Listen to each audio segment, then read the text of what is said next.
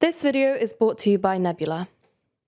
Last Thursday, Pakistan held an election that almost everyone expected to be won by Nawaz Sharif's Pakistan Muslim League, who currently enjoy the support of Pakistan's army.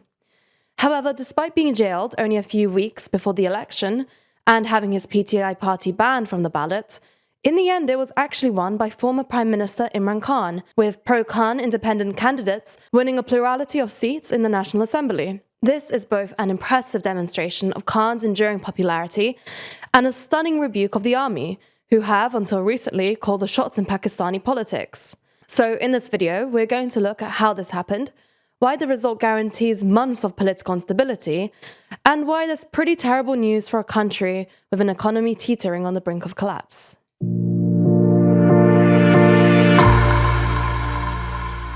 Before we start, if you haven't already, please consider subscribing and ringing the bell to stay in the loop and be notified when we release new videos. So, to understand the story, you need to know a bit about the Pakistani army's influence in Pakistani politics. Basically, in Pakistan, the army has an undue influence in politics, and politicians that the army don't really like rarely last long. Since independence in 1947, Pakistan has experienced 7 attempted coups, 4 successful ones, and several decades under military rule. In fact, Pakistan only returned to democracy in 2008, 9 years after General Pervez Musharraf arrested then Prime Minister Nawaz Sharif and his ministers for fighting back against the army and trying to fire Musharraf. Now, at this point, you might assume that the army is a dark, oppressive force, but most Pakistanis don't see it like that. In fact, the army has long been the most popular institution in Pakistan, far more popular than the government, and its military coups have often been supported by the public. This is both because civilian governments in Pakistan don't have a great record of economic management, and because the army is credited with keeping Pakistan safe from all the threats that surround it. You just have to look at Pakistan's neighbours to get a sense of quite how geopolitically precarious a situation it's in. To the east, you've got India, with whom Pakistan fought 3 direct conventional wars between 1947 and 1971, and with whom Pakistan has an ongoing border dispute over Kashmir, which occasionally spills out into direct conflict, as it did during the Kargil War in 1999. To the north, you've got Afghanistan, where Pakistan fought a proxy war against the Soviets in the 70s and the 80s, and with whom there's an ongoing border dispute over the Durand Line. Tensions are particularly high here at the moment because the Taliban have allowed the Pakistani Taliban to operate out of Afghanistan, which has created a massive security challenge for Pakistan. To the west, you've got Iran, which has never been a particularly stable or reliable neighbour, as evidenced by last month's missile strikes. The Iran-Pakistan border also runs through the region of Balochistan, which has been seeing recurring episodes of separatist violence since the 60s.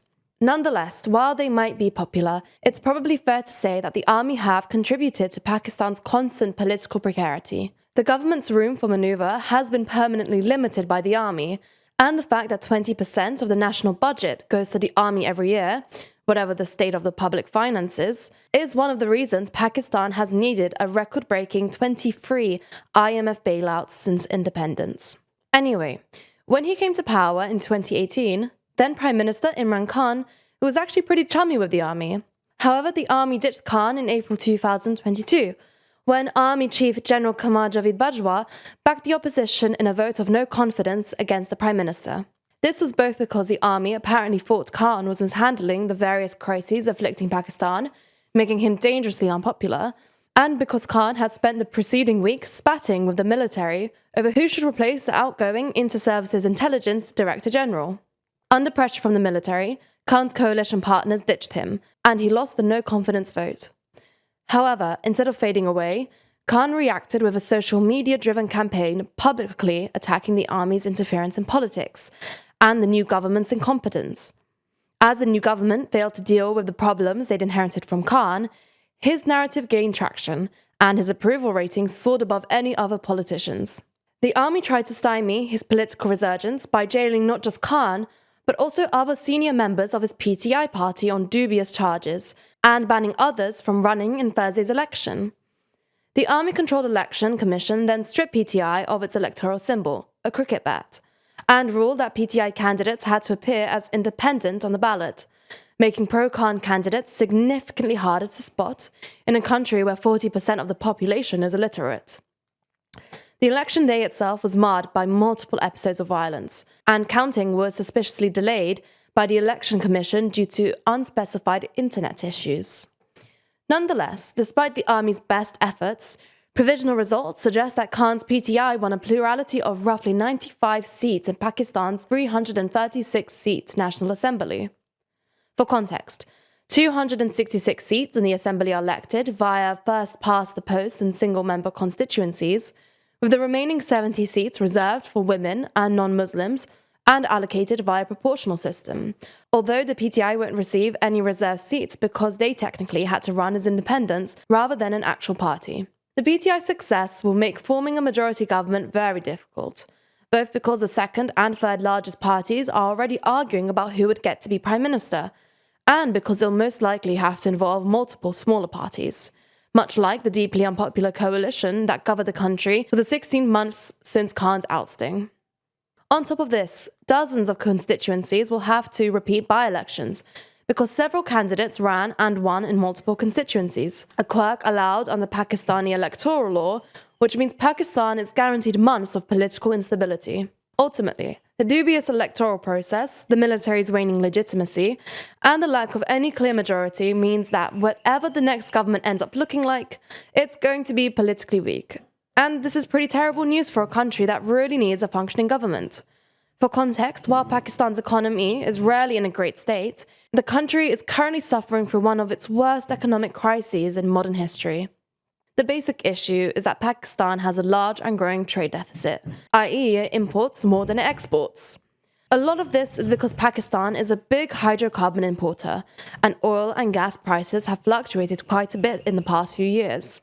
After burning through its foreign currency reserves last year, the central bank started printing money, which has only weakened the Pakistani rupee further and stoked inflation. The rupee has now fallen 50% against the dollar since the pandemic, and inflation has been running over 20% for nearly 2 years now.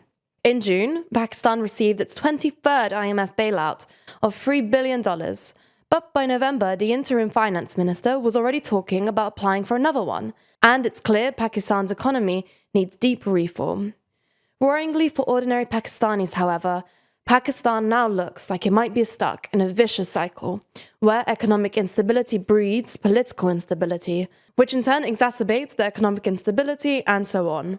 As a TLDR viewer, I can pretty confidently say that you're curious about the world around you, keen to know what's really going on, rather than just the general media narrative. And one country where this is particularly interesting is China, where a lot of media coverage can be muddled or misleading. If you want to dive deeper though, I'd recommend Polymatter's incredible series, China Actually, which explores the truth behind the Chinese news, examining the truth about China's one-child policy, why China has no allies, how Chinese censorship really works, and what exactly China's nuclear policy looks like. All in all, it's a brilliantly researched and thoughtful series, and it's exclusively available on our streaming service Nebula. As you know, Nebula is the service that we built with a whole bunch of our creator friends and is home to tons of smart, educational content from all of your favorite creators.